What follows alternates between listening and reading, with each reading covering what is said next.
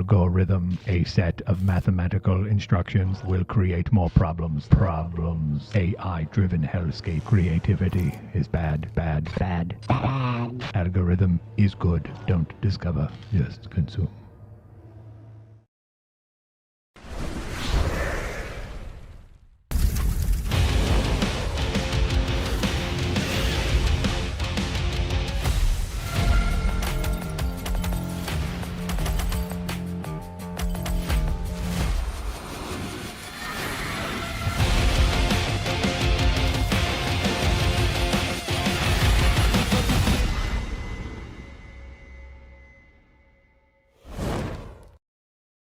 Well, hello, everyone, and welcome back to Firelink Podcast, episode number 83 for Thursday, September 11th, 2025. Marty Sleeva here, joined by Casey Wosu, Nick Calandra, and producer Eric. And we're back. This is 4 weeks in a row that Hornet's on the thumbnail, and let me tell you, she's not going anywhere. Not going anywhere. Run. Let's see who can dethrone Hornet from the thumbnail. I mean, that literally might be next week. We're gonna see. But yeah, thank you all so much for joining us. We have a great show for you today. We are like 14 hours away from an hour-long Nintendo Direct. I think this is the longest Nintendo Direct ever. This is like Nintendo's version of a feature film tomorrow morning. That's not a bullshit. I believe 60 minutes is the longest Nintendo Direct ever. Which means they must have loads of important information to give their loyal customer base. 20 minutes on the next Labo cam. It's gonna be 5 minutes of Switch 2 upgrades, and then 55 minutes of Miyamoto saying, "If you try to do a Pokemon in your game, we're gonna fucking sue you into oblivion." That's what it's gonna be. But yeah, we're gonna chat a little bit about what we expect to see from tomorrow morning's Nintendo Direct, which the three of us should be streaming live. This is gonna be like early morning. Get your coffee, get your croissants. We'll be live early tomorrow morning, probably around 7:45 Central. Because the Direct is 8 a.m. Central, so very exciting. Of course, we've also been playing a lot more Silksong. We'll do status checks on our adventure. We'll again keep it spoiler free, but just how we're feeling 1 week on, and then of course all the other stuff we've been playing. How are you guys doing? Doing okay. Tired. Always tired. Are you excited about football tonight? Packers playing. I wasn't even thinking about football tonight, to be honest. Is football back? Is this like the first game of the season or something? Football's back. This is week 2. Football's back last week. Ooh, okay. Yeah, this is week 2. The Packers are playing the Commanders, the Commies. Some of their fans call them, which I don't know how they feel about that, but it's fine. Sounds right. I'm gonna fantasy Washington commies. Yeah, let's just do that. Yeah, I'm in a fantasy league that I let draft for me. I got some pretty good players. You didn't join my fantasy league. You didn't invite me to your fantasy league. We were looking for people. You didn't say anything. You should tune in my streams more often. Is there? we have someone. We have literally Quintuple A has a team because we had an odd number of people that is just a fake team in our league. You could have been the fake team. Is there money involved in this one? There's not money. I said if anyone beats me, I'll send them weird prizes. Oh, okay. I'm involved in a money league for football that I don't watch normally, so it's okay. Well, that's not good. You should probably not bet money on things you don't watch regularly. That seems. I mean, the players are going to score or not. So. I mean, that's true. Whether you watch them or not, they're not going to be like, "Oh, damn, I'm not going to play today." It's either going to be black or red. Yeah. Might as well bet the farm. Travis Kelce's like, "Man, my life's pretty great, but damn, Nick didn't watch me this week. I don't know what I'm going to do." You can do it that way at the casino too. Just not look at the chips you're throwing down. Listen, this is if you want life advice from Nick Calandra, this is what you get by coming to Second Wind. Patreon exclusive. Nick's life advice. God. Honestly, a group video of life advice, like like 1 or 2 tidbits from all of us. I think that'd be a fun little like. Yeah, that's not a terrible. And we idea. could let people know literally any advice you want. We're gonna put no parameters on. Like it could be as something like Yahtzee telling you like, oh, the secret to like shortbread is browning the butter beforehand or something. But then he'd be monetizing his hobby, and I thought you were still. He can't do that. He can't do that. He can't monetize. That's Marty's life advice. You can't monetize your hobbies. That is my. Unless it's video games. Shit. No, you need to not monetize one hobby. As long as one hobby. Well, he's got another hobby. That's fine. He rock climbs. He can monetize bread. I think he has rock climbed. I don't think he is a current rock climber. He's Well, not he a said- rock climber. Well, I mean, I feel like he would tell us doesn't if even he have rock to- climbed over a weekend. He's so tall, he doesn't really even have to climb. He just has to get on his tiptoes. He's just at the top. Yeah, At he all just reaches the top, and he's like, "I'm here." Rock climb. Who the fuck wants to climb a rock? Like, what are we doing out here? I don't get Like, it. let the Indoor rock be. climbing is more appealing to me. It just in terms of like, okay, it's like a physical I cannot adventure die. type thing. Sure. But yeah, but like going out on an actual cliff, what are we doing? The beginning of Mission Impossible 2, where like Tom Cruise Yes. is climbing that rock in like Uluru or whatever it is. I don't think it's Uluru, but it seemed very dangerous. He shouldn't be climbing that rock. What if he slipped? We should have Yahtzee monetize his bread baking though, because then everybody that says I'm only here for Yahtzee, he's like, well, he literally does make the bread. I like it. We I like it. We needed a rim shot for that, and we That didn't was have very one. good. Don't tempt Eric. Don't tempt Eric. I swear. Yeah, I to know God, Eric's looking for it right now. don't Eric, tempt forget it. Forget it. Time has passed. Before we move on to Nintendo, thank you so much. Wing Potato with a $5 dono. Appreciate you, Wing Potato. We don't need more Silksong talk. We need more Dunkadillo talk. Wing Potato, I don't know if Yahtzee mentioned it during the stream. I was the one who recommended it, Dunkadillo. And so let me tell you, there will be Dunkadillo talk by the end of the stream because I've been playing Dunkadillo and it's a good one. It's not like War Monkey. This isn't one of those games I get excited about and it's a piece of shit. This one's good. This is good. Okay, so there's some Dunkadillo hype brewing. There's some Dunkadillo. Listen, that we're all worried about what that fifth slot for Game of the Year is going to be, the fifth and sixth slots, and I think Dunkadillo might slip in. So there's no One way to to know. watch. And then Habanar, thank you so much for a dono over in Ko-Fi. Marty, you need to open your own tailor/clothing adjustment shop. You could just call it Marty Sleever. Is a sleever a thing? Sounds like you're gonna get stabbed.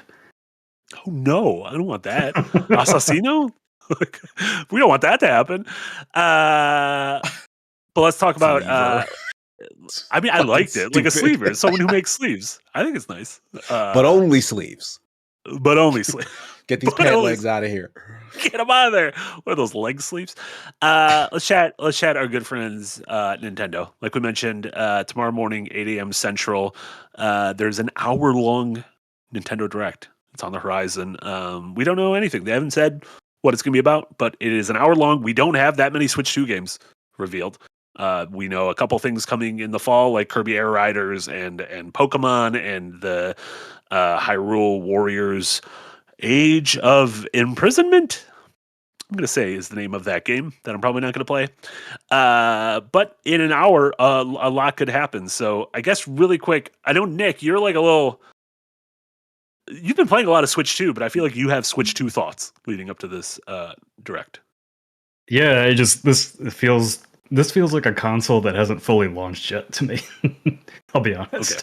How So like there's just so few like Switch 2 ports, and the game that like really brought it front of mind to me of like that it's just not even optimized for Switch 2 in any way, even though it's on better or on more advanced platforms and runs great. Is I tried loading up Herdling over the weekend, which is a new game from Okamoto devs. They made Far Lone Sails and Far Changing Tides. That game is, first of all, it's pretty. It's very pretty on consoles and computer. On the Switch 2, though, that is a ugly, muddy mess of a game. It also kind of runs shitty on Steam Deck, which is does? where I played it, and I enjoyed the game, but it kind of ran wonky on Steam Deck. Yeah, so I was like, this, I bought it. Or no, we had a review code. No, I bought it for Switch 2, and it's just like I don't want to play it on Switch 2 because it's just that ugly on a new machine. And it's like I do agree. Some of the I feel like there needs to be a quality assurance kind of thing going on here with some of these third parties in indies that get ported over. Of like, is this going to be?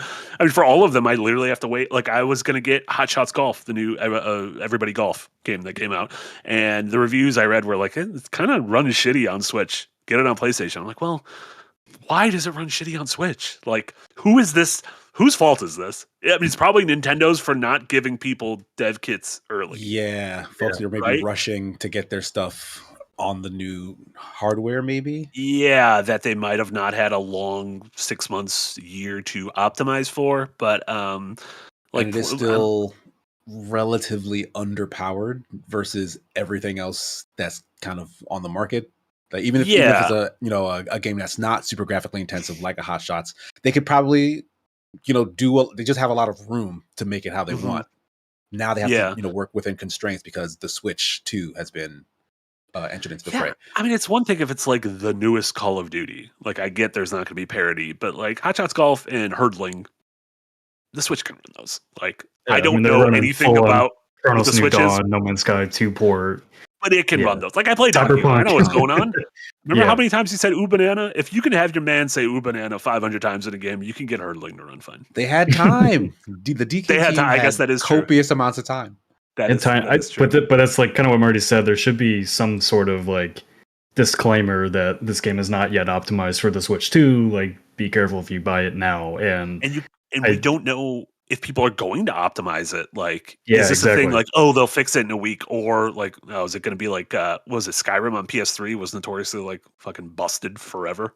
And that's kind of my biggest annoyance with the Switch right now. Switch 2 right now is just like, you think of a Switch, you think it works. It's like, I don't have to worry about it. It's not a computer. And now I'm kind of like at this point, like, is this game going to run at 30 or 60 or what's it going to do on this thing? I don't know. Because like even Monster Train 2, I'm not sure if it's a feature that came with it out of the box, but like when you start it up, it does run at 30 frames. But then if you actually go into video settings, there's an uncapped option, so it runs a lot smoother on the Switch 2. So it's not chugging. Yeah, just chugs at certain points, but nothing too bad. But I don't know. I feel like Nintendo really bungled just the third-party support on the Switch 2, even though like the whole thing is about third-party support. They didn't give any. I'm sorry. They didn't give any clue about the Direct being either first-party or third-party focus, right? Like it's just a Direct. It is a Direct, which it's not a partner. It is like a proper Nintendo Direct, which will be a mix of things. But when they say probably have Direct, it's third-party, or an indie Direct, it's third-party. This is a Nintendo Direct, which means this will have first-party games, but also third parties and indies. Probably some third-party things. So I don't know. Maybe part of what they'll be talking about is, I mean, probably not directly, but just the fact that, hey, we have a bunch of games from third parties coming, is them opening the doors and now allowing some of that sort of support and help for these third-party companies. That's why I brought up my criticisms, because that's what I'm hoping for. Is like, hey, like we're opening the floodgates to the Switch 2 ports and all that stuff, and they're coming. Here's like a whole list of games that are going to get free upgrades.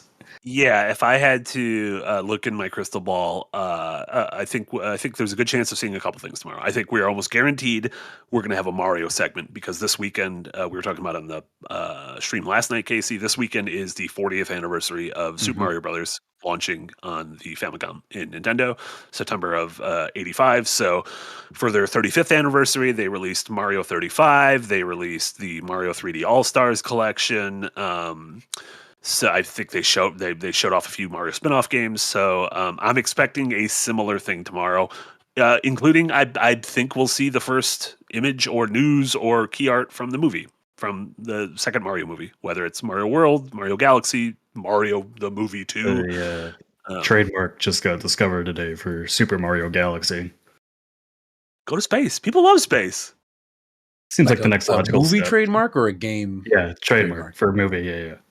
For Rosalina in that thing? Listen, I'm a big fan of Rosalina. Although the thing was, in my mind, Rosalina was Anya Taylor-Joy, and she's already Princess Peach. You can play both. That's fine. She's great. She's talented. She was in the Vivitch. I could also see Mario All-Stars 2, because Mario Galaxy 2 still has never been ported. So maybe like port maybe 3D Land from the 3DS. Like 3D Land. I don't know. We're gonna put 3DS games on a. Not that many Mario games left. Not many Mario games left. I don't really like what you're saying. Makes sense in terms of if they were gonna do a second one of those, but like it's a far more underwhelming package. Sure, if they were to do that. They just should have put Galaxy. Yeah, I mean there are two Galaxies. Galaxy 2 in the first one. Yeah. Outside of Mario, I imagine we get the Metroid date. A little date with Samus. The Metroid date. Do we think that's this year? It's got to be this year or next year. What do we think it is? I'm thinking next year. I think it's this year. You think it's I want it to be this year because I drafted it, but I actually think it might be next year. I wouldn't be surprised to see them do Kirby and that in the same month. Sure, and Pokemon's in October, so I can see that being I can see that being a November thing. Also, maybe they just put Metroid like 2 on GameCube Online or something. Metroid Prime 1 and 2 are on the GameCube GameCube Switch Online. So you think they'll add those to the GameCube package and not make a full on, hey, this is the Metroid trilogy package for $70 US? No idea. I just don't know how much. I love Metroid. I just don't know how much work Metroid is worth, because I just think Metroid is not a big seller. Yeah. And like, I don't know if Metroid Prime 4, like, is it really going to be one of those games where like, man, you're not going to know what's going on if you didn't play Metroid 1 through 3. He'll probably be fine. Yeah, probably. I don't think fight some birds and some lizards and everything. He'll be fine. You say it's not a big seller, but also like there hasn't been a true, aside from the remaster, a true Metroid Prime game since the Wii. Yeah. Yeah. So I mean that's a long time, and the Nintendo install base is so much bigger and so much more into anything Nintendo puts out now. No, that is very true. So I think 4 might surprise if it's a good game. I would love that. Yeah. I have a hunch, a strong hunch. We'll get the Hades 2 release date tomorrow. The Hades 1 release date was during a Nintendo Direct, and it was only like a month or two later. So like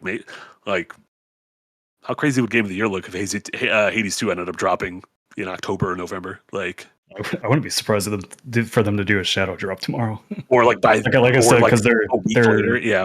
Well, they were planning to do they were already planning to do their 1.0 update, and then they delayed it for one more patch before the 1.0. So they're just sitting there. Yeah.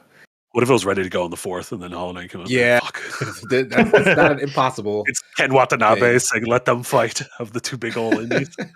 And then Nick, you were talking about third-party support before. Given the timing of this, the Tokyo Game Show is in a few weeks. I think we're going to see some pretty beefy things, both in terms of ports of big games and reveals of big games from big Japanese developers, from legacy developers like Square and Sega and Capcom and maybe Konami. Like, maybe we see Dragon Quest 12 finally. Maybe Konami shows off Metal Gear Solid 2 collection. What if in the Direct they're like, Metal Gear Solid 4 is finally coming to other platforms, and here it is on a Switch?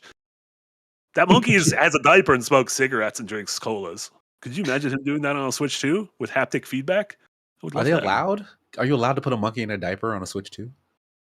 I'm sure Eric in 15 seconds will find a game on Switch 2, probably on like the front page of newly released that has a monkey with a cigarette. There was that one. Yeah, you didn't get far enough in Bonanza. There's you find Diddy Kong and he's on hard times.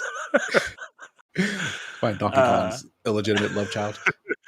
Yeah, maybe some Resi. There was some scuttlebutt about Resi ports. Just like the 2 remake, 3 remake, 4 remake, possibly getting put on Switch, and then I thought 2 and 3 remake are already on Switch. No, they are. I believe they are cloud ports. No, 2 and 3 are not. 7 is on Switch, and it's a cloud port. Which, what are we doing on the cloud? Speaking of that, Kingdom Hearts, get on Switch normally. Get off the cloud. Sora, Donald, Goofy, friends. Maybe they'll announce that tomorrow. That'd be exciting. With Haley like, Joel hey, we fucked up with this cloud shit. Here's all the games that were on cloud now. So sorry to all of you got tricked into buying them the first time around. One port I'm waiting to see if they end up doing is a Baldur's Gate 3 port for Switch 2. Because that would sell even more gangbusters for them. Yeah. Which it feels like Baldur's Gate 3 doesn't feel like a game that would be impossible on a Switch 2. They ported Divinity Original Sin 2 to Switch 2, so they've got some good porting partners. Or Switch 1, yeah. Yeah, so this is even a Super Switch 1. Yeah. Wasn't that like rough though? Like that version of the game? No? I don't remember it. It was fine. They didn't like. Okay. Chad might be able to correct us on that, but it might have like the controller issues of, some of these games can be a little. But I guess Baldur's Gate 3 came out on consoles, and I'm sure all the Divinity games came out on consoles too. They had there were some issues with squeezing it onto Xbox Series S. I remember that. Mm, So yeah. I don't know. A Switch 2, is it comparable to that level of console? I don't know. Hard to say. If Cyberpunk 2077 can get ported to Switch 2, I'm confident almost anything can get ported. Yeah, and to what's Switch the you can't talk about KC, but Star Wars Outlaws apparently like the port is like really fucking good. Yeah. And they said it's like super impressive what Ubisoft was able to do with a kind of a big open world ish spectacle cinematic game. So that's cool. Yeah, I think people just need time and resources and dev kits in order to do this. Also, to kind of give a shit enough to put in the time and hopefully get something in return. Are there any other like hopes or wishes? I feel like we'll see a decent amount of upgrades of Switch 1 games getting like zhushed up. Maybe Metroid Dread, like Fire Emblem, Three Houses feels like a game that was like people love. Maybe that'll get. They've not announced any sort of specialness. No, for like the Switch 2 on that. Yeah, that might be why this is an hour. Is because on one hand they're going to try and talk to you about the new stuff that's coming, but then a huge section might just be all of this stuff that was a Switch 1 game now has a Switch 2 version. So either sign up for our service to get them or pay us the extra money for the. Yeah, they did that before, right? Like when they jumped from, what was it? Either either Wii to Wii U or from Wii U to Switch. There was some sort of a $10 upgrade thing that Nintendo did. Am I misremembering that? You might be. I don't ever remember that. You might be thinking of like the Xbox and PlayStation upgrading to the Series X and the 4 or in the 5. Because Nintendo PlayStation did have a thing of upgrading. Yeah, like this is the first time in a while that digital has just been that you could carry it over. Because like the Wii U could play Wii games and the Wii could play GameCube games, but those were just the disc versions of your games. You think we'll finally get that Metaphor Refantasio port announcement tomorrow? Sure, I could see that. Yeah, I could see that. Because Persona 3 already got the Persona 3 Reload already got its port announcement. Maybe we see more of Persona 4 Revival. Can't remember what the name of the game was, but yeah, Sonic. Yeah, Sonic pulls out his hog. That'd be cool. I'd watch that. It'd be crazy for 8 a.m. The only thing I really want to see from Nintendo, aside from more, Switch 1 games ported over, or just keep doing what they're doing with their mascots, keep expanding the types of games they're in. So. I'm putting money down that Yoshi's going to be the next one that gets a Donkey Kong treatment. Gets like a big Kirby beefy Yoshi game. Yeah, Kirby got it, Mario got it, Donkey Kong's got it. I think Yoshi's up next. That's you think Yoshi's that popular? Oh yeah. You think Donkey Kong's that popular? Yoshi seems as Donkey Kong, yeah. I guess Donkey Kong's got a whole country. Yeah, Donkey Kong. Well, the last Donkey Kong true is like a top 3 Nintendo character. I don't know that Yoshi. That's insane. I don't think Donkey Mario, Kong. Fight. Pikachu. Yeah, that's one. Who would go in that third slot Link. other than Donkey Kong? Link. Oh shit, you're right. It would be Link. You forgot about the boy. He's got a sword. It would be Link. I mean, that feels like an easy thing. I don't know why it was so egregious because Donkey Kong, I think, is arguably top 5. Yeah. Yeah, the last Yoshi game we got was Crafted World. Yeah, and I don't know. I don't think Yoshi's that. Like, I love Yoshi personally, but I don't think Yoshi's actually that popular that they. Yoshi would disagree with you. He was teased in the post-credit scene of the Mario movie. Who do you think is going to look at this? Get this Yoshi out here. Yes. Yoshi. Just wide Yoshi. It looks like that's Yoshi's appeal from Dune. Pull him out of the muck.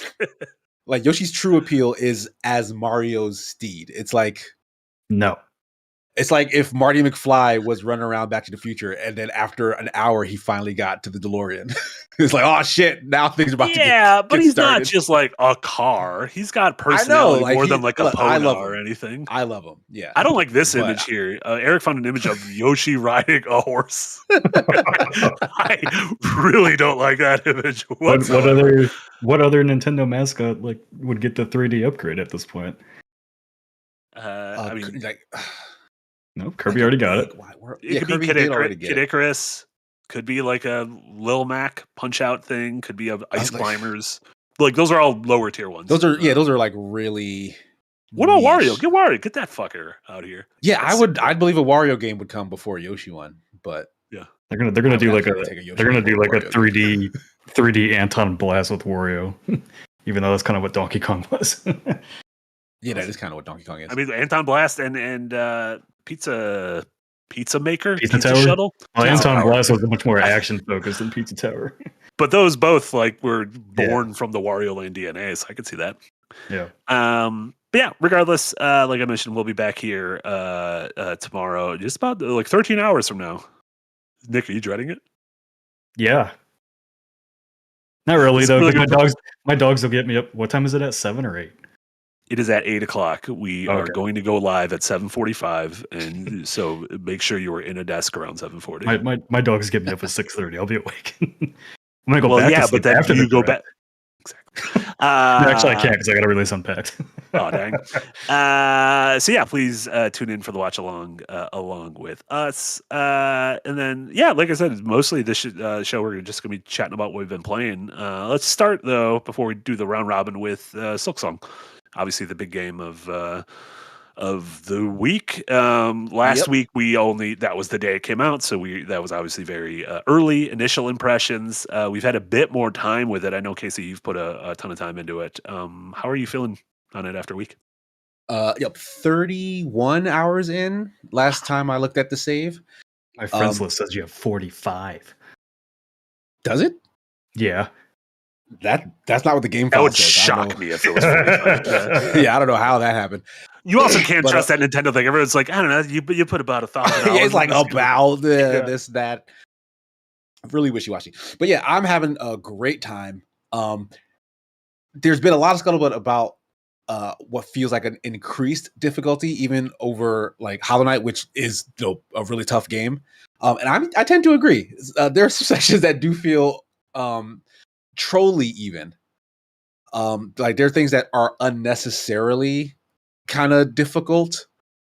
For example, there's in a Dark Souls as a game, you have boss runs. Like, okay, you're fighting a boss and he kills you, so you have to run from your last save point to that boss, but there are enemies in the way. In most instances, you can just jump over all the guys and beeline your way, avoid them quite easily. There are instances on some pretty tricky bosses where the path to that boss is filled with enemies that are placed in such a way that were you to try to jump over them or get through kind of the direct way, they are dead in your path. They will hit you. Yeah, they force you to deal with them in some fashion. You may not necessarily have to stand and fight them. There's one run back, a pretty long hallway with like several enemies that you do kind of have to fight at least a little bit. And if you don't, then they gather up on you and they beat your ass. So every time I've gone through that section, I just fight them over again. Are you talking about the tall knights? Yes, those tall silky knights in the Citadel. Yeah. Yeah. But then again, that sort of thing feels intentional, but on the backhand, it ends up being kind of like a farm for currency, and that area is very good for making you lose hundreds and hundreds of the rosary currencies. So like the fact that it kind of force you when you have to go back and forth between that kind of stretch of enemies is like, well, you can get your stuff back if you just realize that when you fight these guys, they actually drop a lot of currency. So it's almost like I get frustrated by the things it does and then realize that it's doing it for my own good. And then I kind of forgive it. My plans tonight after the podcast is I'm going to watch the football game and mindlessly farm those dudes for beads. I got a charm that it's like the thief's something to where you get more beads, but if you get hit, you lose beads. So I'm like, I just got to lock in, kill these dudes without getting hit. But if I stop paying attention to get hit, then I'm actually going to lose money doing this, which isn't good. Yeah. Yeah, it's really cool. Like I've done a bunch of bosses up till now. A lot of them are fine. One in particular, which wasn't even like one of the more difficult boss fights, but one of them in particular, like really kind of blew my mind. It was a beautiful fight. The cogwork dancers. Yeah, I think all of us have shouted that one out. Like it had shades of the Mantis Lord's fight, which is like a very classic, very beloved fight from the first game. And so clearly they was like, we know what people liked about this, and they understand the design that went behind that fight, and they figured out a way to kind of do a part 2 that is its own unique thing, but also tells a story over the course of the fight. Like it's on par with like the Sif fight in Dark Souls 1. Dark Souls. Yeah. Like where like that fight has a lot of sort of just a lot of information being conveyed over the course of the boss fight. And like it's really beautiful, and like it's not a thing that I've seen done very often in games, period. Yeah. So it's like I'm really kind of over the moon in love with what Silksong is doing, despite some of the frustrations. And I can't wait to get over this current hump because I've been fighting a particular boss room for like an hour and a half. I know I could speak that I was stuck there for a long time. Jay was stuck there for a long time. Last time I talked to Yahtzee, he was still stuck there. I'm not sure if he overcame that today. But it's gonna be the end of his review next week. Yeah, you're talking about a particular 10 round gauntlet that is it's definitely getting nerfed. Yeah. And the thing that's a bummer about that is when I beat that, I finished Act 2 within 30 minutes. You are very close to the end of Act 2. Right. So, yeah. It's like, and it seems like it.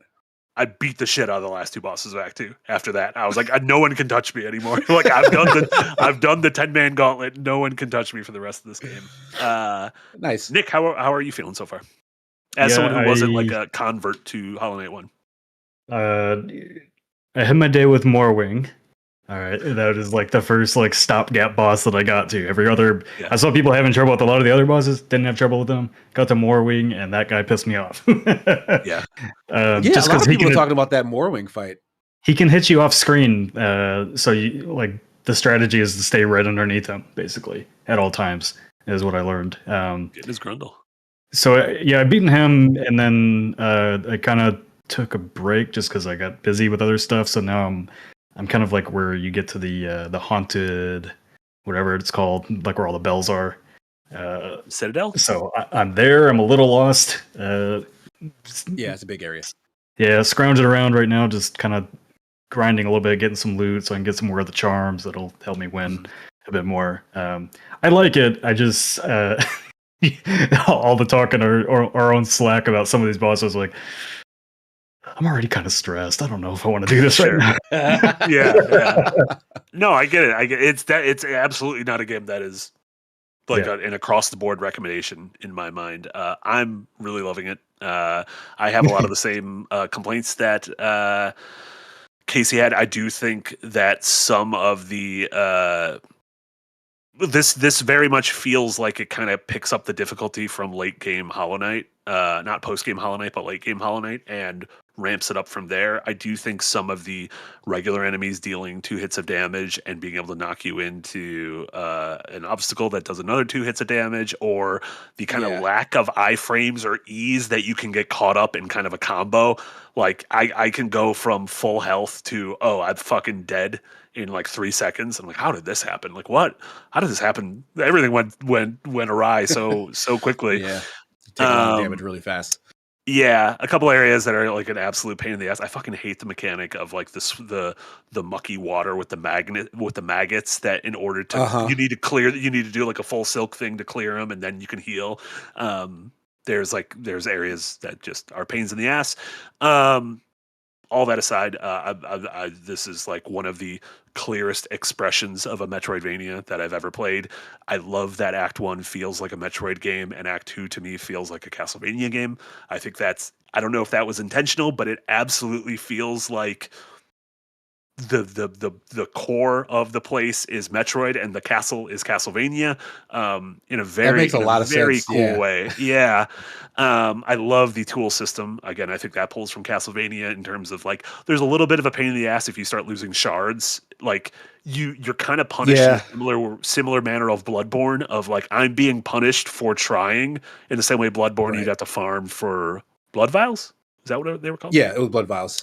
Yeah, whereas in this, if you use your tools, you're eventually just going to run out of shards and be like, well, fuck, I need to like rebuild these tools, and I'm being punished for trying to win. The game kind of feels like Bloodborne too. Like there's a speed to the game, and Hornet is a lot more aggressive. Yeah, almost like a hunter. Oh, Hornet's literally a hunter. I believe her crest is the hunter's crest. Yeah, that's oh her my crest, god, yeah. this is all happening. This is just Bloodborne. They just made Bloodborne. 2. I literally got banged by a dude. This is just Bloodborne. This That is did 100% happen. Yeah, that did happen. This is 100% just Bloodborne. Get the fuck out of here. Lazy Team Cherry. Yeah, I definitely. I'm curious if either of you, I don't know if you got far enough, Nick, to get the second crest, the Wanderer's Crest, which makes the game actually play more like Hollow Knight, because Hornet does have different moves. Mm-hmm. But then you can find a thing that changes her moveset. There's a third one. I don't know if there's more than that because I only found 2. There's a lot more. Oh, there's a lot more. Okay. Yeah, I but yeah, like 5. 5. Oh, damn. Mm-hmm. But yeah, so I don't feel the game really encourages you to mess around with them very much. And like I had gotten used to Hornet style, so I didn't even want to go back to, you know, the Wanderer style, the Hollow Knight style, which I think a lot of other people might have because it's more familiar to them if they played a ton of Hollow Knight. So like I really don't see a reason to use many of the other crests. Yeah, I got used to it took me a little bit, but I got used to the diagonal of Hornet. It did take me a while, especially since I had just came off a replay of Hollow Knight. So like that muscle memory was fresh. And so it took me a little while, but I love, especially once you start unlocking later and later moves, Hornet feels like I almost am curious to go back to Hollow Knight and be like, oh, look how slow this dude is. Yeah, she's way faster. He doesn't even have a soul. Slow ass vessel. I was gonna say I definitely like the game. I still, I think just my particular taste for like 2D exploration is still. Yeah, no, that's kind of right. That's yeah. I still get. I'm like I think I talked about, was it last week, where like I think I figured out my frustration with 2D kind of Metroidvania type games is like having to redo all those really tough platforming sections over and over and over again. This game definitely has some like holy smokes. Even in the early game, there's some tough platforming. Yeah. It it requires you to learn bouncing and that kind of stuff. Yeah, I really like that. Yeah, how do I? Like, yeah, I'm better at platforming than combat. That's for sure. Yeah, like the combat can feel cheap. The platforming feels challenging, but like fair. Like, hey, do this perfectly to get through the thing, and like it's super satisfying when you reach the end of those things. If it's just platforms, if I fuck up, it's on me. If it's enemies and I fuck up, oh, that's definitely on the developers. That wasn't on me. that was on Team Cherry, totally. Someone, Sovereign, you asked earlier. I am not in Act. I've rolled credits on Act 2, and I'm gonna attempt to do the things to get Act 3 without spoilers. Yeah. A couple questions from Super Chats. Thank you so much. Shinzu with a 5-pound dono. Almost at the end of my second playthrough of Silksong. Jesus Christ, Shinzu. It has some minor issues, but I think some of the later bosses are masterpieces. Also, Sherma. I haven't even talked about the end. I haven't even talked about the NPCs. I have a whole video that'll be going up next week about why I love the NPCs so much, including Sherma. What is Sherma a boy or a girl? I'm trying to figure this out. Sherma's a boy, or at least pronouns are he him. Okay, good. I've been calling Sherma a her for a while, and then I realized I did the same. I changed it. But they're great. I would die 1,000 deaths for Sherma. And then Shinzu again with a 5-pound dono said, do you think a lot of the criticism around Silksong is just a rehash of the old, quote, Dark Souls should have difficulty settings arguments? I think part of it is that. I think part of it is also coming from people who love those games. I do think some of the design decisions are, there's a thin line to walk between tough and fair, and then tipping over into this just kind of feels mean. Like, yeah, like there's some stuff that feels mean. Yeah, yeah.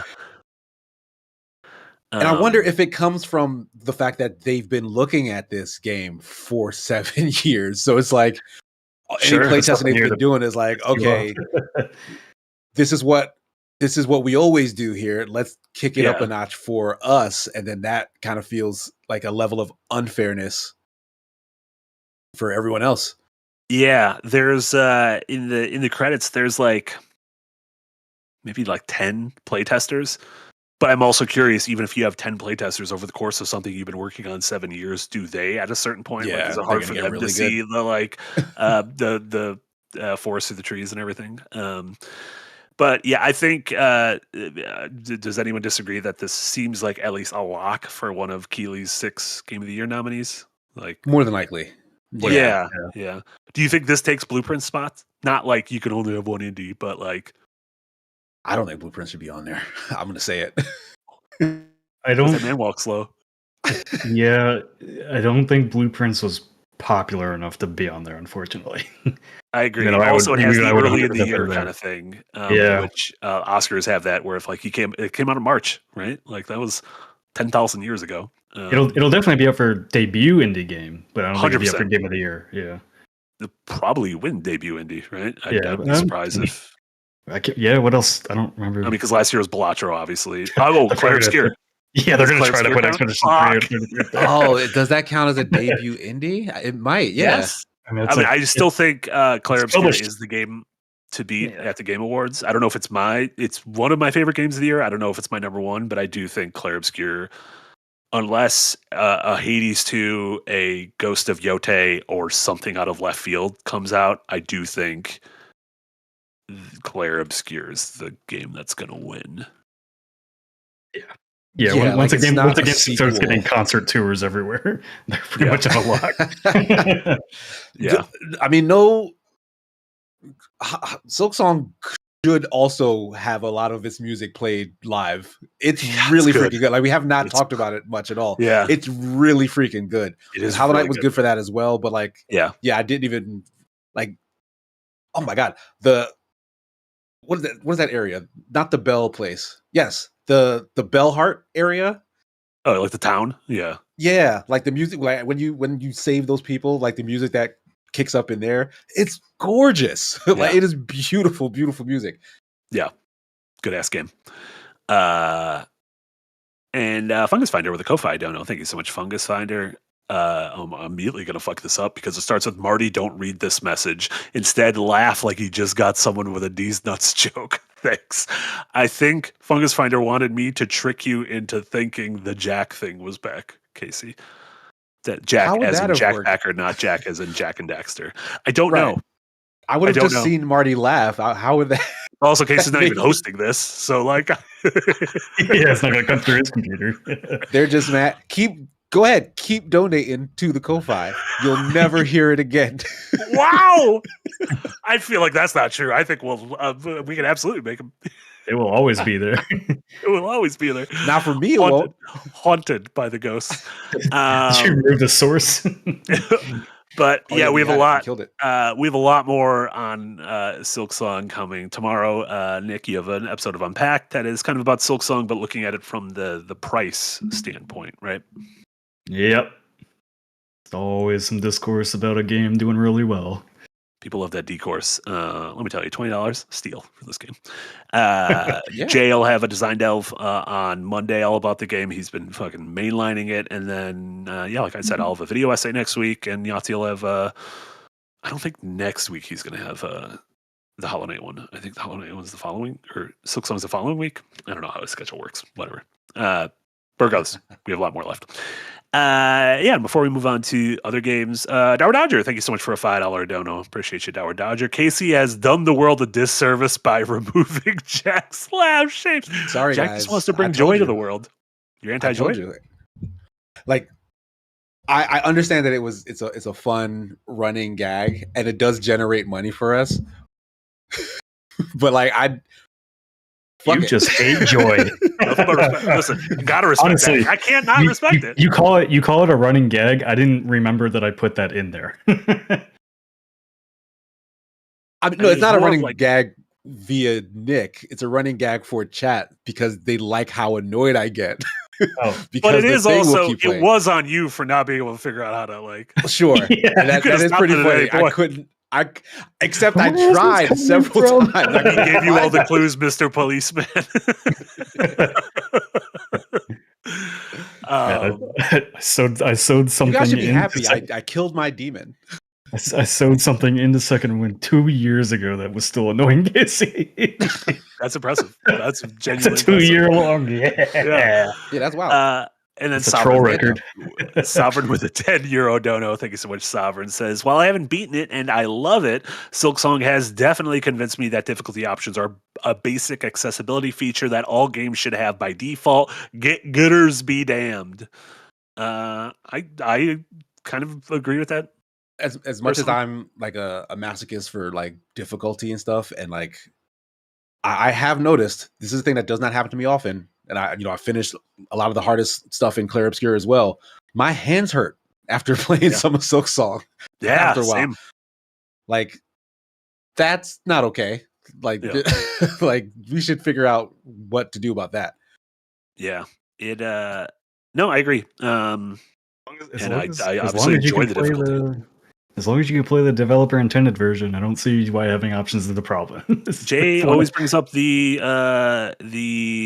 Celeste example of Celeste is a game that is fucking tough as nails, but also has the ability to turn that all down. And there's notes that say, hey, you're no longer playing the developer intended version, just to let you know. But if you want to soak in the vibes and see the end of the story, have at it. So yeah. That's one of those discourse things that's just such an online thing that over the years I think it's just dumb. Yeah.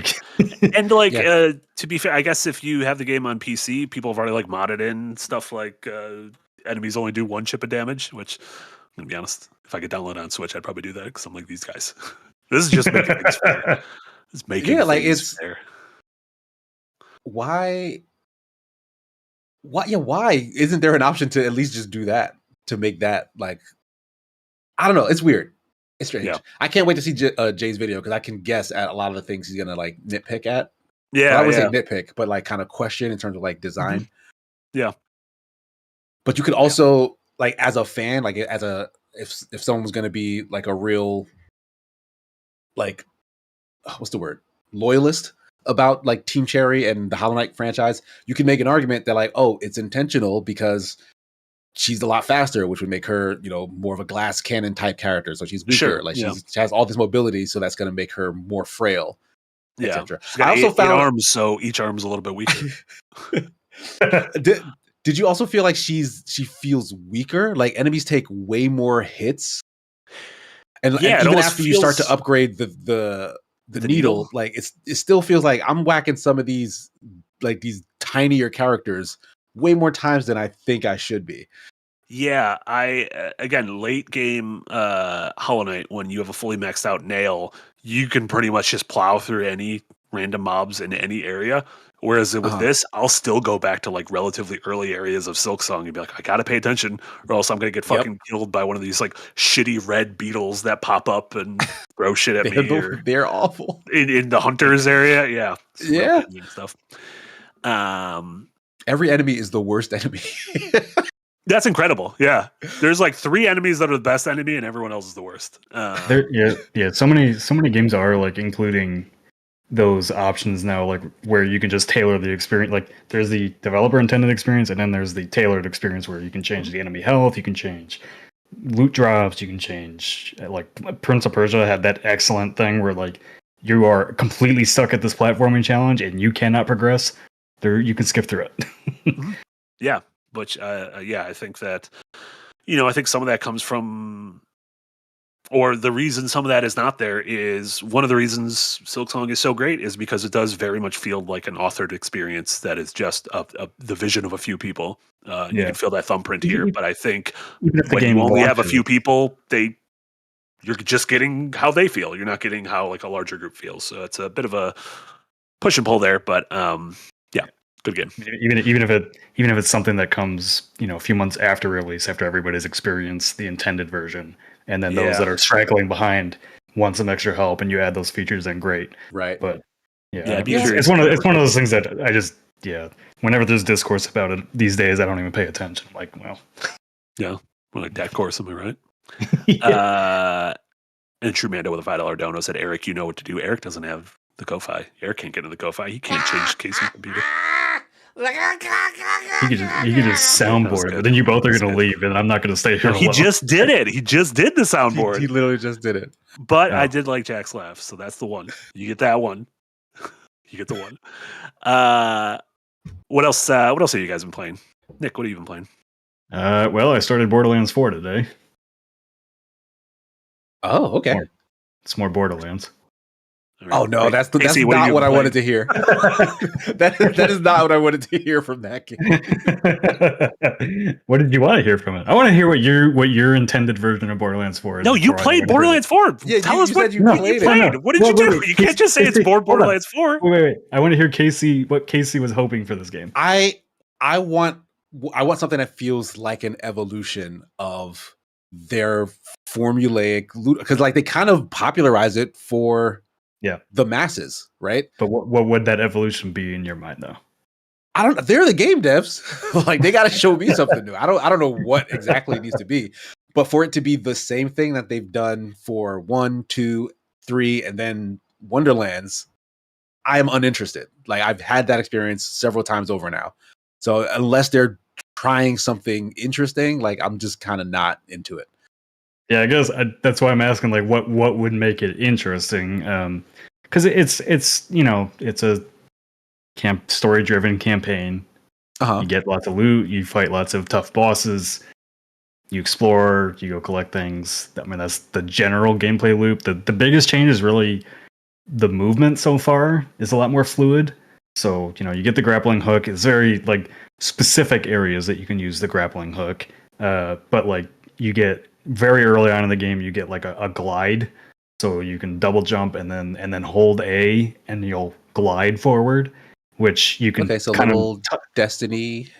little bit, yeah, definitely, because you can tie in like the glide with like you get like dashes to the left or right or back and forward. So the movement in previous games felt like you were really stuck on the ground, where this feels like much more I can juke around enemies and like the bosses that would cause you so much headaches in the previous games because they could just swing at you and swing, and you hopefully have to have a shield that can take all those hits. Now you can kind of avoid and dodge and get around them and get behind them, where you couldn't really do that before, where it's just kind of running in circles trying to kill them. Right. Yeah. So That's I mean, extra. Yeah, it's definitely the best feeling Borderlands I've played out of the gate. I will say that. The writing is also like, I am not annoyed by any of the characters, where 3 I was annoyed out of the gate. In this, like there are genuine laughs like in the first hour that I had. Like Claptrap is funny as shit as usual, but like there's even some as usual. Like, I never found Claptrap funny. They add a lot more physical comedy to him in this one, which is fun. But yeah, I mean in general, if you're tired of Borderlands, I'm not far enough in to see if there's really too many differences, but if you're tired of Borderlands, I can't see why this would bring you back in. But if you like Borderlands or like Borderlands 3 disappointed you, this one does feel like a true sequel to Borderlands 2. Yeah. Okay, because tonally it's a lot grittier, but also fun, which is like Borderlands 1 and 2 really nailed that, where 3 went like way too over the top fun. Yeah, they got carried away maybe with the comedy aspect. Because I found all of the writing, all of the quest lines, all the characters, like either boring, uninteresting, or annoying. 2 was not like that, with the exception of Claptrap. Claptrap has always been annoying. But I actually liked a lot of the characters, a lot of the quests and stories and stuff in 2 and all the 2 DLC. Like some of my favorite characters were introduced in 2 and they got their own like spin-off side questy type things.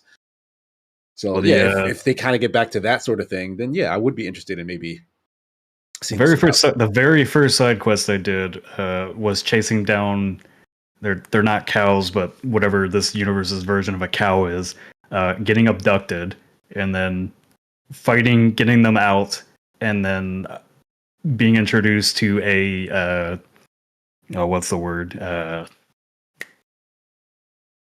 A cow that can talk to me. and the character's like, the fuck? A very sophisticated cow species that just flies off. With the open world stuff, does it feel kind of like dynamic stumbling upon that stuff, or does it just feel like, you're just doing a mission and it's just kind of It still has the, here's an exclamation mark, go talk to this person and then do the mission kind of thing. There are organic things that can happen in the world. Like one that was pretty interesting was like I found like this key card and it was to unlock more loot. And usually that's just something you think like, oh, I'm just going to put in my inventory and I'll go turn it in when I get back. But in this case, it was almost like an audio log of Claptrap just bothering you, and you have to carry it back to like your base to turn it in. And the whole time he's just talking to you over the radio, like just being an asshole. And so you could throw it away, you can throw it towards the base and go pick it up, but it's a physical object you actually have to take back and turn in to get the loot, which I thought was interesting. So I'm only a couple hours in, so I'm waiting to see how much more is there. But I will say, reviews were pretty high. Are there like interesting weapons? Because I also found in 3, like the guns kind of weren't anything to write home about, and like that's the big draw, is like you're trying to get all these weird gun combos. Yeah, I'm not, like I said, I'm not super far in. I already have gotten some pretty damn powerful weapons, like a weapon that you can charge up, like I think it's like shooting light almost, and you can charge it up and it just vaporizes things if you kill them. I've gotten there's a lot of different like variation weapons where one part of it is an SMG and the next part is shooting homing missiles. So there's definitely been a lot of variation already, even in the early game, which I think was a problem 3 too, is like you're stuck with so many really boring, not powerful weapons so early until you get closer to the end, right? Yeah, and like if I recall, like 3 also had the problem where like you didn't find just a lot of loot out in the world, like the good loot. And in this one, like I found a truck that had like a shield over it, and I was able to just solve a quick puzzle, and then the truck had a box in it that I was able to get a really good sniper out of. So I'm hoping I see a lot more of that, of like hoping a lot more little platforming challenges to find loot and all that kind of stuff, because with the grapple hook and the flying and all that, they've definitely added a lot more verticality, where 3 was kind of just running so much all over the place all the time. This is like, oh, there's a camp above me. Well, there's a way to get up there, kind of thing. It's not so flat. Where 3, if I recall, because I didn't play 3 that long ago, 3 felt very flat, and I think one of the biggest criticisms is like from one place to the next, there was just kind of nothing there, and they've definitely fixed that in this, where there's a lot more like little hidden areas to find. Yeah. I'm assuming you've played it all single player. Like, do you have any interest in playing it multiplayer? No, did you play any of the really. other ones multiplayer? I played 2 multiplayer, but that 2 came out when I was still in high school, I think. So 2012. Yeah. I mean, and you got to play local multiplayer on those ones. Yeah. So, Casey, you gonna play Borderlands? If my friend group gets it, then I'll probably get it and try it with them, because I played 3 with them, and even with my friends, I was I was so not invested. Like I had to stop. It was so bad to me. So yeah, like I'm not rushing out to do it, because it is like it's full $70 game. But yeah, if they're gonna do it, then I'll do it to like spend some time playing with them, and then I'll see how it hits me. Yeah, it's I will say, like the bad guy out of the gate in this one is pretty interesting. The timekeeper, much more menacing and threatening than the goobers that we got in 3. The 3 of but also, the three's like duo enemy big bads were just Instagram influencers, basically. The only Borderlands adjacent game I've played was Tales from the Borderlands from Telltale, and I fucking adored it. I thought it was great. I thought it was one of the best things Telltale's ever made. Yeah, they should just do more of that. They just do more. They just do more narrative-driven games where Troy Baker and Laura Bailey voice the main characters. How about that?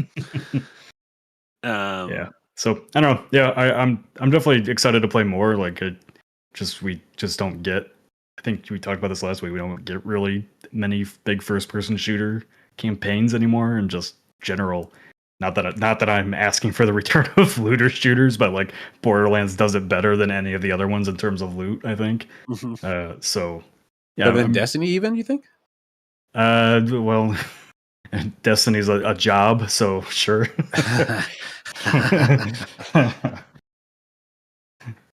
Yeah, he's become a part-time Destiny'er.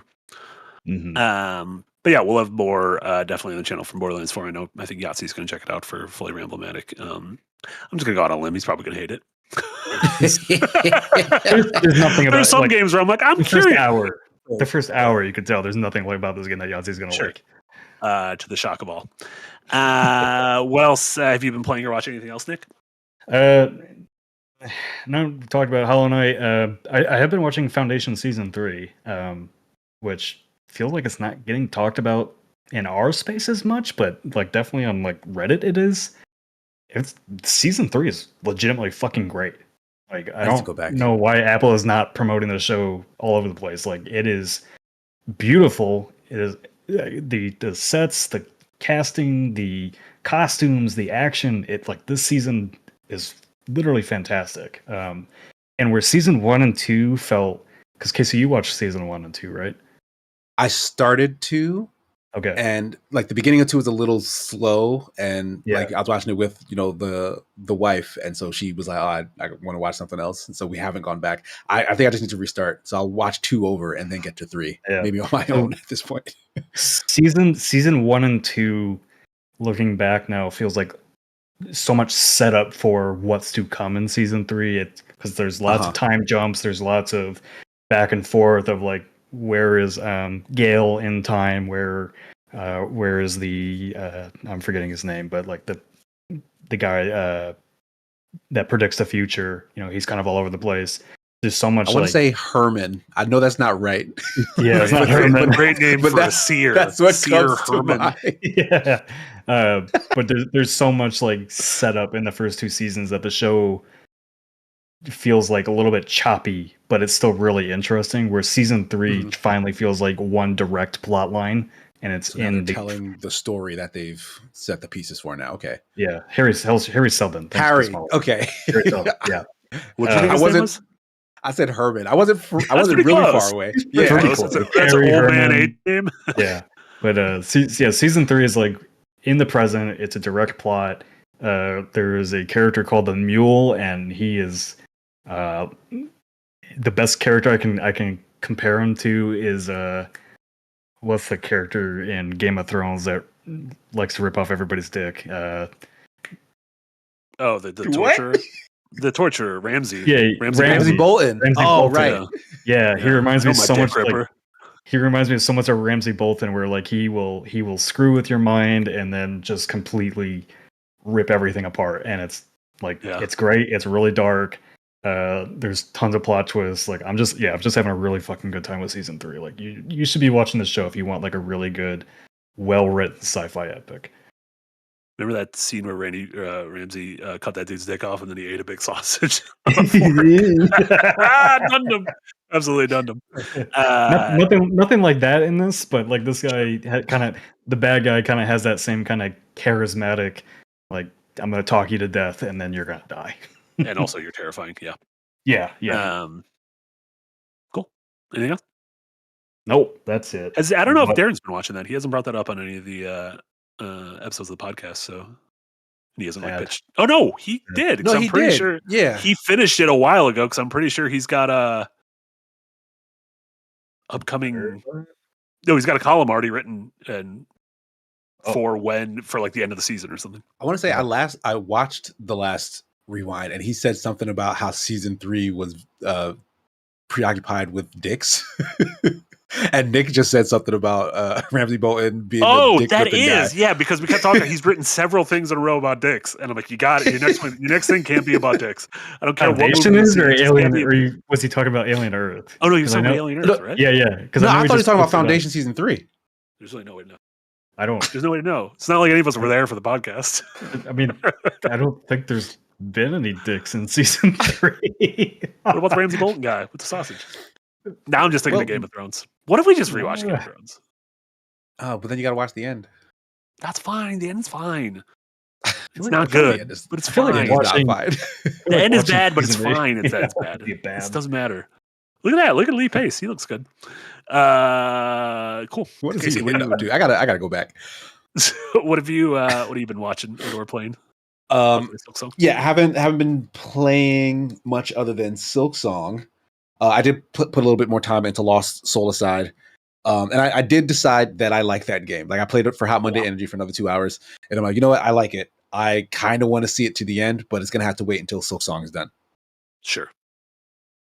But other than that, I stumbled across probably in me looking up like Hollow Knight lore videos and stuff because I was trying to reacquaint myself with the original story. I came across a YouTube series called Indie Cross, and it's essentially it's by a creator named oh my god, what's his name? Moro? Yeah, Moro. Eric put on the screen. Thank you, Eric. It's basically just all the top tier indie titles. It's a storyline where they get sucked out of their worlds. Like it's funny because they're all, when they get introduced, they're kind of at the end game. Like, oh, they're about to finish their respective games, and then they get sucked into this sort of world where they meet each other, and there are robots that are trying to destroy them. The plot's kind of bad. Like it's a really contrived way to just get all these fun characters in the same place. And to be But to clarify for folks who aren't watching, you're talking about characters from indie video games. Indie video games, yes. This is an animated short or an animated series? It's an animated series. The first episode was like 16 minutes, but the second episode was like a full hour and some change. Oh wow! And I'm not sure how many more episodes there are. I do know the first episode was like 5 years ago. So I don't know if it's even finished by this point because I know these sort of independent animation projects can take a really long time to get through. Yeah. But I only just finished the second episode, so so far the animation is spectacular. Like that is clearly where all the talent and love is being poured into. The characterization for a lot of the indie characters is also pretty well done. Like Hollow Knight is sort of like this silent cutie pie, but like there's like a darkness to him. Sure. Because he's like this, like they'll look towards him and it's just like kind of an aura of darkness, etc. Yeah. But like I've played most of the games that they showcase, and the characters seem very like we're seeing stuff like Cuphead, Shovel Knight. Yeah, Cuphead, Shovel Knight's there. Yeah. There's references to Five Nights at Freddy's, Hyper Light Drifter, Dead Cells. Like so, like if you can think of like a really popular indie game, like that character is probably here or will probably show up eventually because I'm sure they're just pulling from whatever they've played and put a lot of time into. This isn't like, is this legal? Sanctioned? I'm sure I don't think so. Yeah, Okay, but this is not an official thing. But it's clearly, not an official thing. I think but it's like, a labor of love. Yeah, and the indies, the developers and publishers are probably like, well, you know, this is like I can't imagine, especially since they're like indie studios. Like these aren't like the big publishers who have lawyers up the wazoo. And all these characters have been kind of shared between so many. There's like what Brawlhalla is like one of those. Is that isn't there like a national that has a bunch of? Yes, and it's really bad. I can't remember what it's called. I think I had you review it back on Escape. No, it was Jesse you had review it, and I was trying to help Jesse and was like, oh, this is really bad. But I can't even remember the name of it at this point. Yeah. Bounty Brawl. Yeah, something like that. Bounty Brawl. Yeah, Bounty Brawl. Yeah, and it was just like all which is a good idea, like make a Smash, but for the indies. But it was bad. It was terrible. Yeah. So this show is not great. Like the story doesn't really make a lot of sense. But it's fun to see the characters interact, and the fight scenes are incredible. Like someone really poured their heart and soul into just animating cool fight sequences between beloved indie characters, and you'll see them use like their signature moves here and there. Like, oh, Hollow Knight's using his shield thing, or he's using the crystal dash, or Celeste is using her ghost to do like a third jump. You know, like it's like stuff that you remember from like the final versions of those characters. What's the name from Undertale is nuts though. I played Undertale. I don't know what version of Undertale that character is from. Genocide Run. Really? Yeah, because it's. I mean, probably because right, that the whole thing about pure the game evil, is like, whatever the hell sure, they're doing. I think that's you could play the game pacifist or genocide, so it's probably that. Okay, That's so I guess funny. that makes a little more sense. I was very confused. I'm like, what the fuck is going on with the Undertale character? But it's This a is good like time. legitimately impressive looking for Yes, a it looks very high quality. labor of love. Honestly, like there's 3D animation you can see in there here and there, but it's mostly 2D. Lots of like particle effects and everything, and the fights are very, very well choreographed. Like it's a really fun watch, but it's not a thing that I'm getting like invested in terms of the plot. Like it's not a great story, but I mean it's video games. Video games never need good stories, right? No, I completely agree. Stories are overrated. Lies. You're fucking cave frogs if you want stories. Outside of that, I finished King of the Hill, which the new season, it is fantastic. Like I know I was gushing about it before. It is fantastic. Like if you ever loved King of the Hill, go and catch up. Like, well, you don't have to like rewatch anything. Like it'll perfectly ease you into just the new premise with the characters that you know well, and the story it tells over the 10 or so episodes, I think. Really, really fun. Like Hank is still lovable. Several characters become even more lovable. Like Peggy, who's like really annoying, you find reasons to like find her less annoying even though she's still her. Like it's like, okay, well, I understand why Hank is with this woman. It's a great time. Watch King of the Hill season 13, I think. Does it does it end with like, are they going to make more, or does it feel like it's one-off? It did not end in a way where it feels like, oh, it's concluded. Sure. It very much feels like, yeah, we're going to keep doing this. Yeah. But there's nothing like a cliffhanger, but like it does end in a satisfying way too, where it's like, oh, if we never got any more of this, everybody's okay. Everybody's fine. Mm-hmm. Yeah. Like really heartfelt episodes that like do what you want, where it's like, we're talking about these characters in their lives now, but yes, the things that happened to them before factor into how things are now. For example, like one of the latest episodes I saw was Hank hanging out with his much younger brother, because remember his dad Cotton had like a much younger wife and then had like a newborn baby like near the end of the season. So like GH, Good Hank as he's called, he's like a teenager now, and he's getting sucked into the manosphere. Oh no. Yeah, so the mom is like, hey Hank, please, he needs like a male role model, because their dad is dead. Good rail model. Yeah. So it's like, you need a male role model, help him out. So like Hank begrudgingly goes with him to like this manosphere boot camp, and it is great. It is Damn great. it, Andrew Tate. It's really great. You should watch it. That sounds good. What else from like the 90s or aughts could like have a revival like this that you think would be like, oh, this is Futurama did come back. Like Futurama that is true. has come back, and I only just started that, so like I'll probably have more to say by next week, because I only watched the first episode, which was kind of but maybe they're warming up. There's also shit like South Park and The Simpsons never went away. Yeah, South Park is still going. To always come back. Like, yeah, Simpsons. I said a while ago that I wanted to get back into The Simpsons because I heard it was getting good again, and I saw a couple of episodes that were pretty interesting, but I haven't like binged a ton yet. Yeah, there was like a 2-hour Super Eye Patch Wolf video about like how the Simpsons. Oh, how the Simpsons are good again. Yeah, you guys in chat finally got me into Super Eye Patch because I watched the Garfield thing. It's good, right? What the internet did to Garfield. It was pretty good. Yeah, pretty good video. Courage the Cowardly Dog. Courage the Cowardly Dog. Yeah, I mean, it's like a revival series. Yeah, I feel like there's a lot of old like Nickelodeon / Cartoon Network stuff that could work. There's also a continuation series for Adventure Time where they follow Fiona, the gender bent version. I haven't gotten around to watch that yet either. Sure. Yeah. But do stuff like He-Man that. a thing who's like a weird dude. There's like a movie coming out with He-Man, and I'm just like, he's just like a dude who becomes like leave him in the 80s. Yeah, he was literally. They were just to make action figures. Like there was nothing ever highbrow about He-Man. She-Ra was really good though. Get mad at you. Yeah, apparently the She-Ra was good. Yeah, I loved that series. It was really good. I liked the movie with Dolph Lundgren, Dr. Dolph Lundgren. That was good. It was really bad. And I've been watching bits and pieces of Invasion, like seasons 1 and 2, because my wife Kia has been binging it. I want to say, Nick, you like that show a lot, right? Like you said good things about it. It was okay. I've only watched the first season. I keep meaning to watch the second one because I think they renewed it for season 3. So I guess it must be. I believe better so. than, yeah. Season 1. Season 1's like very slow going, but once it gets going, it gets really good.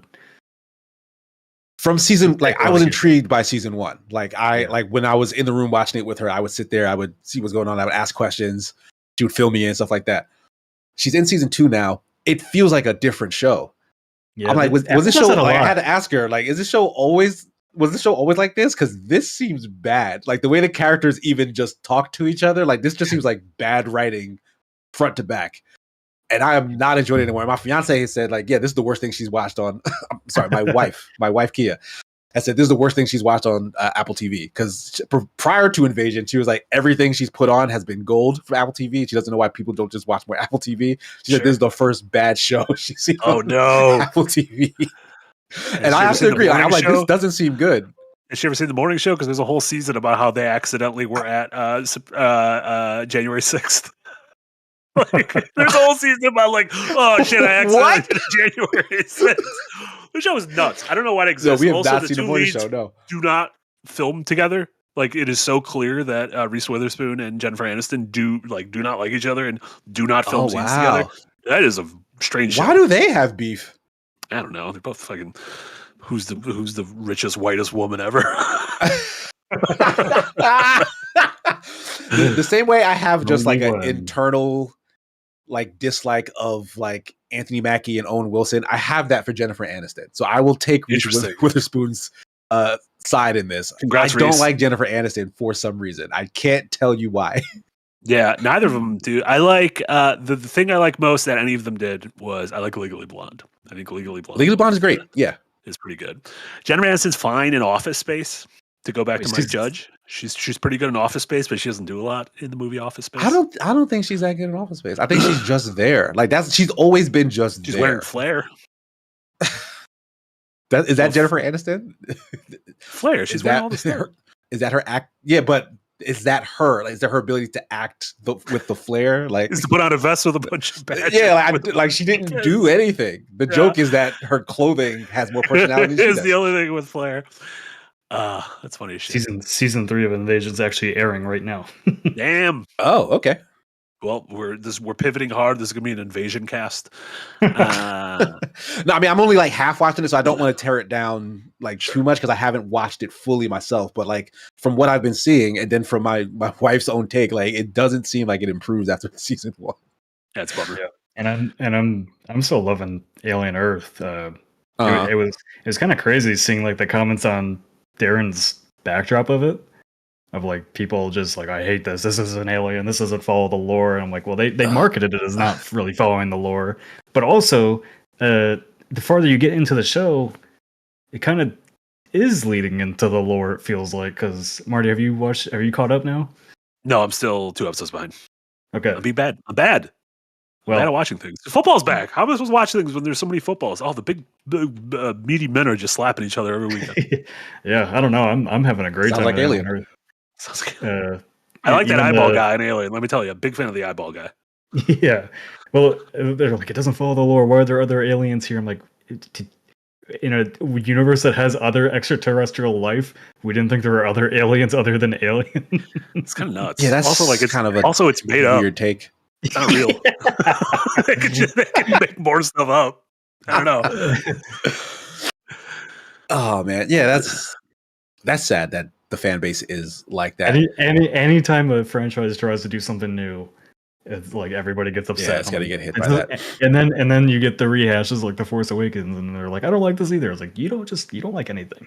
What do you want? I think that's how it is. People actually don't like anything. Yeah. On my front, I'm still I'm trying to jam through the last 2 seasons that I completely missed of Demon Slayer because I want to get caught up so that I can watch the movie that's in theaters. The movie's in theaters now? I think it came out this weekend. I think it came this out weekend. Tonight. Okay. Yeah. I don't think it's like a limited run thing. So like if you can get to it next week, I think it'll still be there. But enjoying gotta that. catch I up still too. think that shows like I think it's in terms of like the big budget anime, I think it's animation and its spectacle is currently second to none. Like I think it's a gorgeous show. I'm kind of in for a penny, in for a pound with all the characters. I like them enough to where I'm like, fuck it, I'll go along for this until the end of the road. Like splitting up the ending into 3 separate movies feels strange. It's kind of reminded me of the ending Attack on of Titan. Attack on Titan, where it's like I Yeah. can't get into a groove with this fucking thing. Like it's like you're stuck in gridlock traffic, and every once in a while you're like, okay, we're moving now, and then you slam on the brakes again. It's just hard Yeah. to get back in the mood for something like that. But enjoying Do that. you And think that's like production? Like is that like it's taking them time to get the stuff done, so they're boxing it as like a movie event or is it they specifically want to make the ending a bigger event that they can monetize by making it movies and then DVDs after the fact, and then like Sure. releasing those as the series after that? I don't know. That's actually a good question. I imagine that seeing the animation there, like it is a fucking I can't imagine how much time and money it takes to do a season of that show. So I don't know if they've just kind of run us. It's based on a manga, right? Or is it not? Okay. No, I'm pretty sure it is. Well, I'm pretty sure it is. Now that you're saying it, I don't know if I've ever seen I just don't know because there's a screen of the Demon Slayer manga. See, that's the thing is where everyone was like, Okay, yeah, Eric put it up, Titan, yeah. everyone was like, oh, the ending's terrible. You're gonna fucking hate it when you get there. Whereas with this, I'm like, what? Like, what are we doing here? So Like no one's spoiling you on it yet. yeah. But yeah, like I said, Also, though, the ending was not terrible for Attack on Titan. I thought the ending was fine. I think other than The the fact ending's that like good. every time I started to watch more of the ending, I was like, I can't remember what happened a year or two ago. Yeah, but more Demon Slayer, and then I've been playing outside of Silksong. The only other game I've really been playing this week is Dunkadillo, which I recommended to Yahtzee partly as a goof, but partly I was kind of tickled by like the first 20 minutes of the game as well as the trailer. And I don't know what he thought of it yesterday on Yahtzee Tries. I didn't get a chance to watch it, but I've really been enjoying this game. It right from the bat, I think it has an aesthetic that appeals very much to me. That kind of N64 PS1 aesthetic that I think Casey, you're a little bit allergic to. The kind of the hey, remember when games were ugly? Well, they're back and they're still ugly. I have a deep fondness for that. Mechanically, the game it's a 2D puzzle platformer. You play as an armadillo that turns into a basketball, and so your movement, you are constantly bouncing. Like he cannot walk, he cannot roll, he can only bounce, and so it feels partly like a pinball game, partly like a puzzle platformer. It has Yeah, it looks like there are pinball paddles in it. Yeah, it has bite-sized stages. You're just going from like stage 1-1, stage 1-2, that kind of thing. It's got great boss battles where I believe it says "bad boy approaching" every time a boss appears, which is very exciting. And it's like a big warning on screen that's like warning "bad boy approaching," and I'm like, oh no! And then it's a large bad boy, and you have to fight him, which I think is fun. It's. I believe it's a solo game. It's clearly a labor of love, but it's one of those things that I've really been enjoying. If you like kind of simple, stylish 2D puzzle platformers, I give that one a reco. Again, that is Dunkadillo, currently only out on PC. But what if a Dunkadillo Shadow Drop Switch 2 tomorrow? Imagine. It has 2 user reviews. You're one of like 5 people in the world that have probably played this game, and it actually looks like a game more people should play because it looks. It's good. It's not. This isn't a warm. Yeah, it does look fun. I'm literally enjoying the game. It started off. I bought it as a goof because I was like, the name and the trailer are funny. And I'm playing it, and I'm like, I think you're good. So there you go. Apparently, the game is already on Switch. Why am I playing it on PC? Eric, what is happening? Lost and Found team should reach out to because Dunkadillo. It's got a very good opening song about Dunkadillo too. So incredible. Mira, the 2 user reviews aren't me. I can't believe this game's on Switch. What am I doing? Why am I playing this on? I mean, I guess it makes more sense that I'm playing it on PC as opposed to the thing that is currently playing Hollow Knight. No, it doesn't make sense when you're playing it on PC. Nothing ever makes sense when you play something not on PC. Not on PC. On Steam Deck. That's like the PC. That's PC. It's still PC. The Dunkadillo. I mean, was it like a deep discount, which is why you looked at it on Steam? Because it's probably like $40 on Switch. I think it's $10 in both places, which is a perfectly great price for Dunkadillos. So there you go, Dunkadillo. Big boy, $10. bad boy approaching. A couple super chats that came in before we wrap things up. He's Dunkadillin. He's Dunkadillin. Look, I'm an influencer. It's good. Peter with a $2 dono. Thank you so much, Peter. Everyone write down Nick's credit card number by that. Thank you so much, Peter. Nintendo Direct Silksong release date. This is the first event where people aren't going to be putting on Silksong clown makeup in years. They will. The game is alive right now. No one's finished it yet. They'll be in there complaining about how hard it is. But what's the next that? Like, is it? What is the next Silksong in terms of like the Chocolatier, Haunted Chocolatier? Yeah. Like the collective like fever dream Maybe. of hoping it the last few, that or the last few parts of Undertale or Deltarune. That's true, of Deltarune. Yeah. But at least those are Yeah, releasing. Like those are coming along. I don't think there's not going to be another indie people waiting for an indie game like Silksong for a while. Yeah, I mean that's a once in a decade type game. Absolutely. Hey, what up, Literally. Superman Jeff in the chat? Hey, Jeff, what's Ollie with $5. Jeff, you got to play. Casey said he really wants to play Borderlands 4 with you. Oh shit! No, Beast don't tell Molly, him that. thank you so much for the $5 dono. Now that we have Foundation, I need a 6 to 8 episode iRobot Detective series. Have any of y'all read Golden Age of Sci-Fi like Asimov, Ursula Le Guin, or Robert Heinlein? Yeah, I've read some stuff of all of them, and one of my favorite short stories is "Flow My Tears." The policeman said. I like the Repent Harlequin said the TikTok man. Some good ass sci-fi parables back there. An iRobot series that isn't the Will Smith movie would be interesting. Did you dislike the movie? I haven't seen it in a long time. I thought I didn't hate it in time. theaters. Yeah, I didn't hate it in theaters. I liked it. You remember the other? He did a superhero movie. Hancock. Hancock. That was one of the better super movies for its time. I like that too. Yeah. That's written Him by and Jason Vince Bateman? Gilligan, the creator. He would go on to just create Breaking Bad.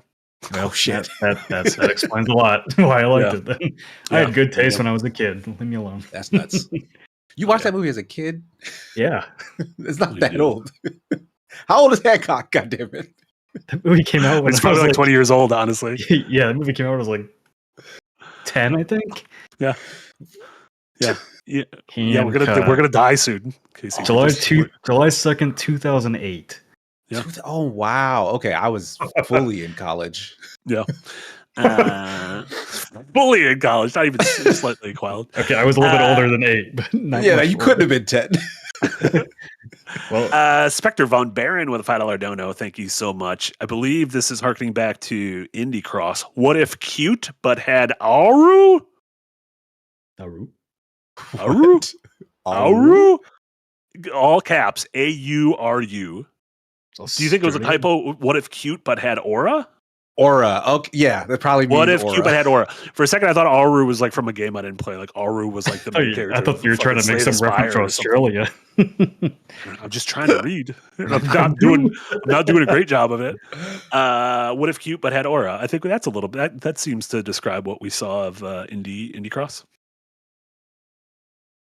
And then Beast The March. cuter the better. The better. Agreed.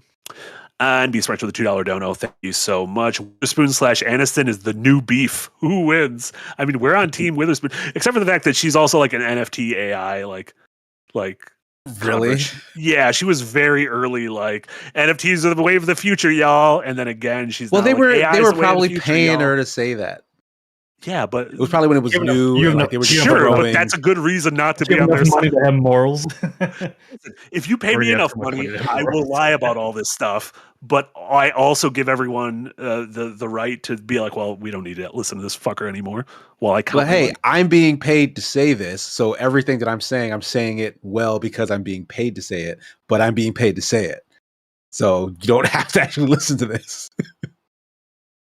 Wait, was that this, or was that No, you, that's- the character that's of Reese Me Witherspoon? advocating for Reese Witherspoon's NFT connections. But I don't actually give a shit about Reese Witherspoon.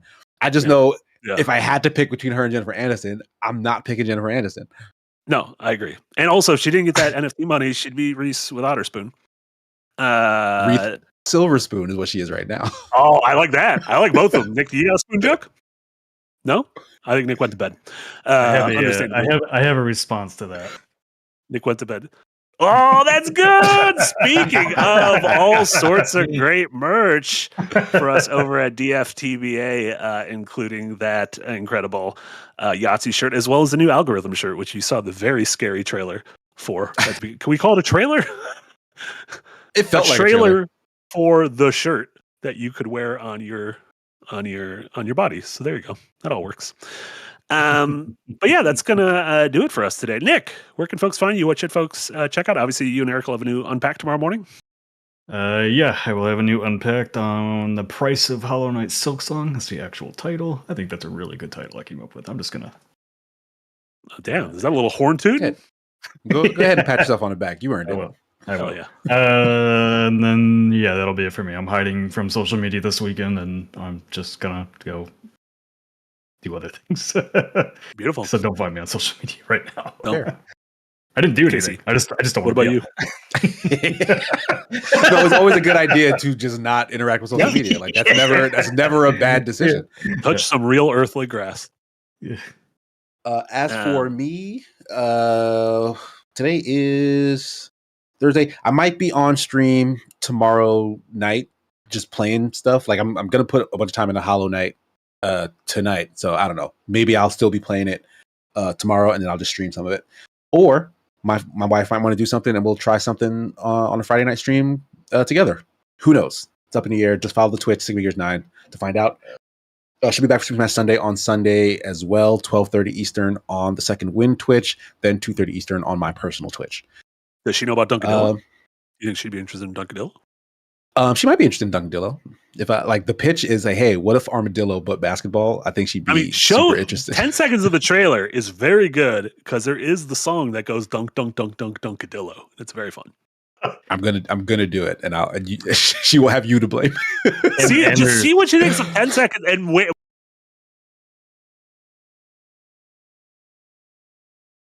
Bad boy approaching. You got to wait till the bad boy approaches. The bad boys. Obviously, you got to wait. Got it. Yeah. But yeah, that's it for me. Oh yeah. And then a couple Patreon messages and super chats that came in before we wrap up. Habanar for the Ko-Fi dono.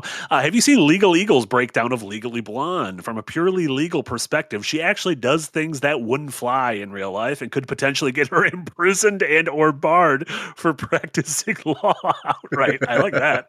There should be a movie where it's like, no, you are going to go to jail. You did not do that correctly. I think that'd be fun as hell.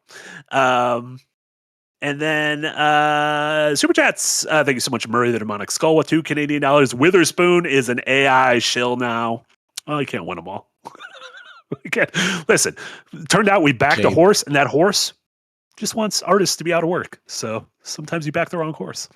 And then Tsunami Doucher with a $10 dono, and in classic Tsunami Doucher fashion says nothing.